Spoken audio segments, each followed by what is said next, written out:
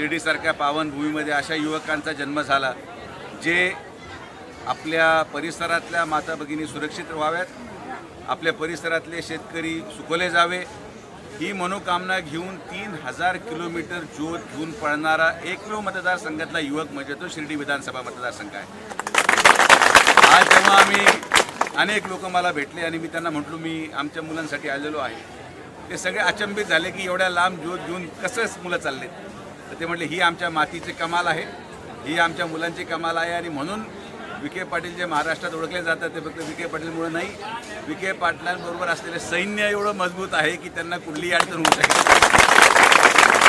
आज या प्रवासाला सुरुवात करत असताना सर्व युवक जवळपास 100च्या संख्येमधून या ठिकाणून निघणार आहेत आणि अतिशय जंगी स्वागत त्यांचं राहत्या तालुक्यामध्ये केलं जाणार आहे।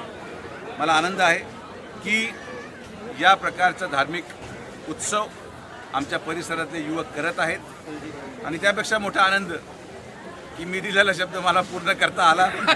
मला त्या कालावधीमध्ये आठवतं भावनेच्या भरात मी तेव्हा बोलून गेलो होतो, पण आमचे मुलं हुशार असतात, ते शब्द पकडतात आणि त्यांनी मला इकडं धरून आणलं आणि खरं माझ्या मुलांमुळंच माझं आज आयुष्यात पहिल्यांदा कामाख्या मातेचं दर्शन त्यांनीच घडून आणलं आणि म्हणून जे आपण काही करत नसतो देवीला करून घ्यायचं असतं आणि या मुलांच्या माध्यमातून कामाख्या मातेने आमच्याकडून हे करून घेतलं।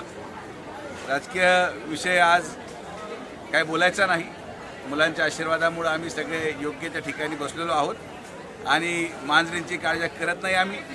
मांजरी आणि बिबट्यांना संपवण्यासाठीच टायगर अभी जिंदा आहे।